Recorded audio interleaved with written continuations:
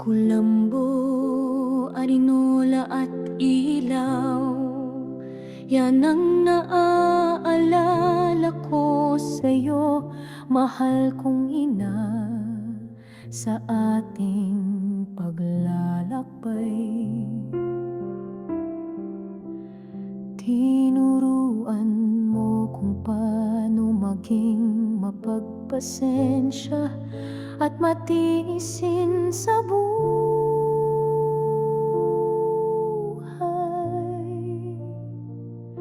Ngayon eto ako, kahit paano ay isin na sa buhay. Lahat ng payo na iyong sadyang inihalay.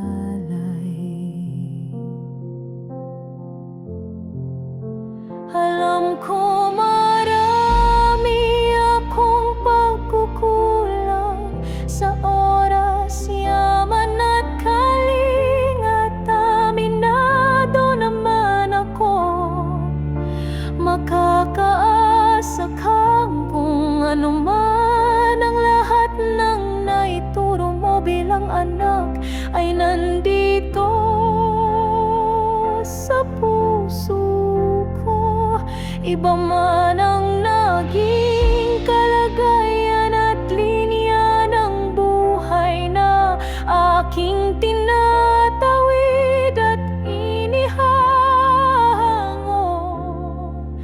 makakaasa kang habang buhay ay alaala mo ay mabubuhay sa akin. Yan ay pangako. Ang iyong mukha sadyang aking laging inuuga kapag tayo ay nagpapasa ng mensahe. Pati na rin ang iyong kamay na pagod, ngunit kay lambot kapag aking minamasahe.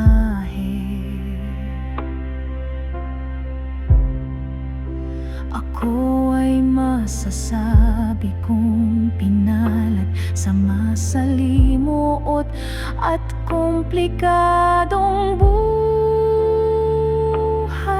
na ito.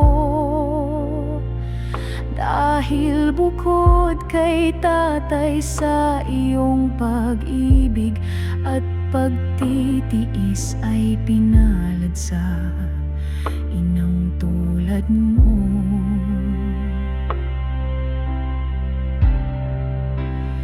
Para sa akin ay sadyang alam kong kulang pa ang kaya kong maibigay bilang iyong iminulat sa mga pinagdaanan mo sa buhay. Gusto ko rin sanang matustusan ang lahat, pero eto na tayo sa panahong ang masasabi ko na lang ay paalam at salamat. Alam ko naman na alam na rin ng Diyos kung ano ang para sa iyong butihing puso ay nararapat.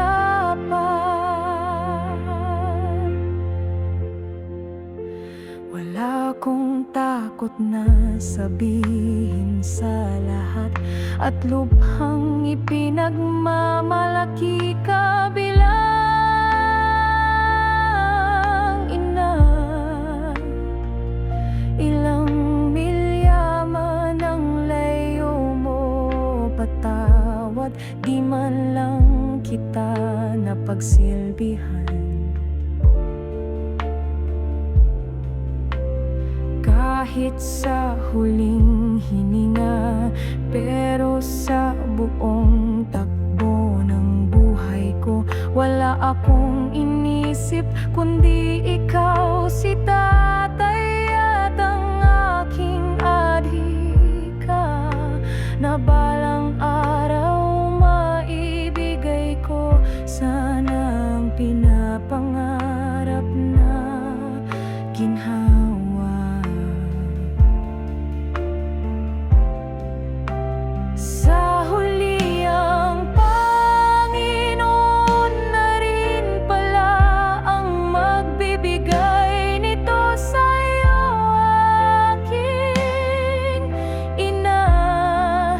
Usapan naming magkakapatid na huwag ka na ring mahirapan at pahirapan pa. Batid ko na rin na sa iyong paglalakbay ay di ka pababayaan ng ating Ama. Saan ka man ngayon ay paalam, patawad at sa huli nating pagkikita.